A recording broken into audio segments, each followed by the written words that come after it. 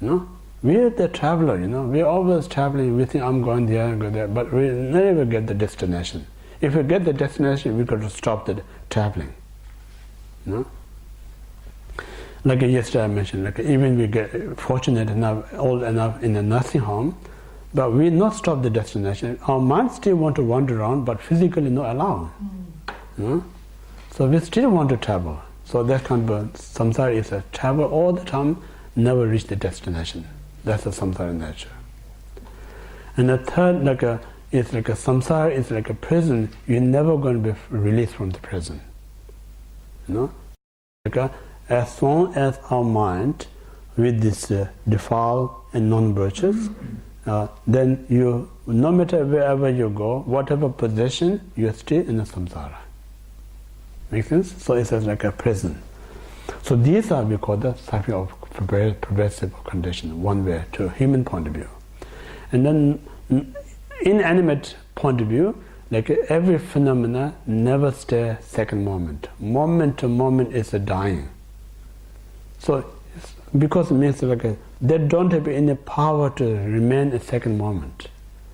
The power of the impermanence changes every moment. That's itself a suffering. But the generally speaking, suffering means the feeling. Feeling, what we talk about, the suffering of suffering is kind of, we talk about the mental and the physical body that you're feeling very uncomfortable, miserable. That is we call the suffering of suffering. Yeah? And then second is the feeling that you joy, you're happy, but this very joy and happy eventually become not enjoyable, not happy. Say, I'm enjoying to talking to you, for instance, someone, like a mundane point of view. And then you keep talking, and then maybe half an hour, what depends your energy, I'm really tired, I'm exhausted, now I'm not enjoying to talking to you. So that's very enjoyable become unenjoyable. That's also a feeling. And then same like I'm enjoy having this nice food. And then keep eating, and then eventually you get full. I'm not really enjoying. So within the kind of a half an hour, your perception is so much change about the food. First, when you get the food in front of you, you're so excited. You so much love the food. And then almost half an hour later, you're full. Oh, I don't want this food. Same food.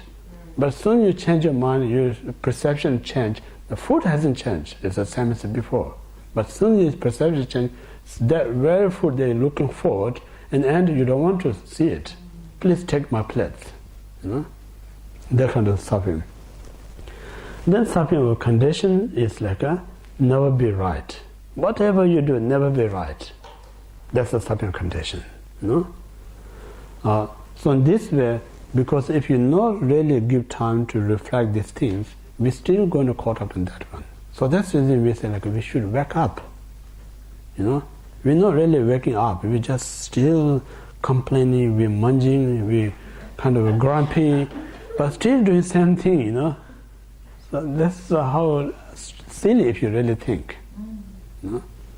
So if you really know and comfortable, like if you're born as a non-human, there's no choice. Like if you're born as a cow, unfortunately, you can't say honor, say I don't like this cattle. Can you take me somewhere else?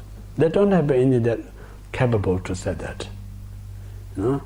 So we human, particularly we live in such a democratic society. We have every right whatever we want to do. So most of we right kind of powered by the ignorance mind.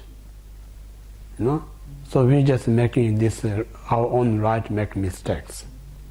So that's the reason we should develop more wisdom. So that way we know our right to use more positive way to help ourselves and others. That's the reason wisdom is so important. So this wisdom is so important. So this wisdom comes from the Buddha. So in that way we say we're so fortunate to meet the Dharma. This makes a big differences if you meet the Dharma without meeting Dharma. Where we're thinking, where we're seeing the world, it's vast differences. World is not changing. Just changing our mind changes the world. So this reason people who met the Dharma I'm saying no, I'm as a Buddhist person, say I'm lucky. I'm not saying that, because what Buddhists give me the wisdom really helps me to see the world different than what other people see the world. It's not because I'm a great person, you know, because I have a fortunate to meet the Dharma. So this Dharma gives me opportunity to see the world, be more optimistic point of view than pessimistic or negative way. So in that point of view, I feel very lucky to meet the Dharma. Other than that, every religion says my religion is best. It's okay to tell everyone's religion is the best, nothing to argue, but logically I find the Dharma is so helpful, because everything what they describe is very logical, you know, very scientific.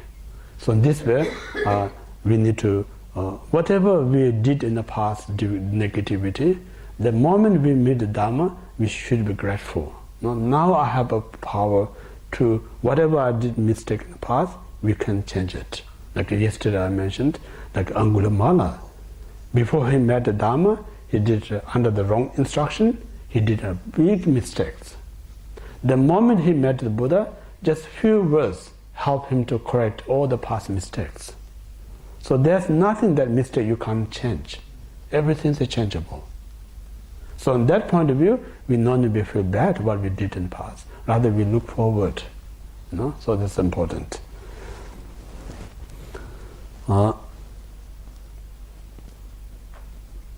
So in this way, so now you think about then again this is the desirable type of things. Then now second is a little bit look about form and formless realms, for instance. And the form and formless realm, while they're in the because this form and the formless is kind of a very meditative state. They not have a 1 second distracted mind. Entire life is meditative state. So when they're in the meditative state, they're completely peaceful state. Yeah, peaceful state. But what's the negative aspect is like they don't have opportunity to develop wisdom there in the form realms. Rather just stay in the concentration state. So they just enjoy the bliss of the peacefulness. Because they not have developed the wisdom, they cannot uproot the defilement. So as long as they stay in a meditative state, they have such peaceful. So in the peaceful state, they don't have a suffering, they don't have a suffering change. But they have a suffering of pervasive, because moment to moment is changing. Because the moment to moment is how long they can dwell in their form and formless realm is completely depend on their causes. As long as the cause is there, they can stay there. Once the cause run out, they have to be reborn again back to the desire realms. They're saying when you shoot arrow in the sky, they can go high as possible, but they cannot go forever. Eventually have to return. So same like a form in a formless realm, dependent they have enormous of virtues, they can stay a long period of time there. Once they run out the virtues, they have to return back to the desire realms. So at that point of view, there also no ultimate destination. So in this point of view, we say when we do shamatha meditation, it will come later on, we say you should do shamatha based on renunciation and bodhicitta. Without renunciation and bodhicitta, if you just train your mind to concentrate, then highest you can go is like a form and formless realm. Still there is within the samsara. So you're not completely liberated. So it's for Buddhist point of view, it's not healthy to be end up in the form and formless realms. So all this way, if you look at the desire realm point of view, form realms point of view, or formless point of view, wherever you take rebirth, there always a suffering. Nature of the suffering, either suffering of change, or suffering of condition. So when you realize all this suffering of condition, then it really helps you to motivate, I must liberate, I must free from this samsara. So it means the samsara, whether you call the desire, form, or formless realm, all created by desire mind, the conceptual mind. So as long as we have the conceptual mind, we are going to have these three types of suffering. Yeah. So So now when you have a very clear understanding of these three suffering, it develops the renunciation, and it also develops the mind to gain liberation. So now when you have this renunciation, the liberation mind, how we have started the journey. So journey one starts from the refuge. We say refuge is like a foundation of the Dharma. Refuge is like a doorway to enter into the path. So right at the beginning, think of who can help me to free from this samsara. It's the Buddha. We usually say if someone not free from samsara himself or herself, they cannot guide. They are not have a college, or they don't have experience. So only person who guide us to free from this samsara, who themselves completely free from samsara. So that person is the Buddha. Yeah? So Buddha is a guide, Dharma is like a path, Sangha is our companion, traveling companion. So when we associate these three, then life after life we approach towards the liberation or enlightenment. So this reason we say triple gem, you need right at the beginning until you reach the Buddhahood. Even the 10th bhumi, bodhisattva need a triple gem. Only time you know requirements when you reach Buddhahood. No? So that's the reason we practice this refuge from now until we reach enlightenment. That's what we're talking about. So when you reflect these three suffering, and then out of that we develop the really renunciation mind, and we call the unshakable renunciation mind. When you develop this unshakable renunciation mind, that moment, now all your practice turn into the Dharma. The real Dharma starts from there. You know? So I'm not saying right at the beginning you push yourself so hard to be perfect Dharma, it's not going to happen. More you develop the genuine renunciation itself, renunciation correcting your Dharma, more it make it correct. So in order to develop more better and correct renunciation, we need to more reflect our default and the suffering. More we develop, then it develops a more renunciation mind. So in this way, then we talk a little bit more about the defilement here. When we talk about defilement, there's usually talk about two aspects, called the root defilement, and then secondary defilement. There's two types. Root defilement, normally we describe the 6 root defilement. And then secondary, there's talk of 20 defilements. So I just only touch with the 6 root one. 6 root defilement, first as a common one, attachment, anger, and ignorance. These three, the normal, we always talk about 3 poles of the mind. And then top of that, the 4th one is we call the doubt mind. So doubt, not mean talk about whether should I cook a curry or a lentil.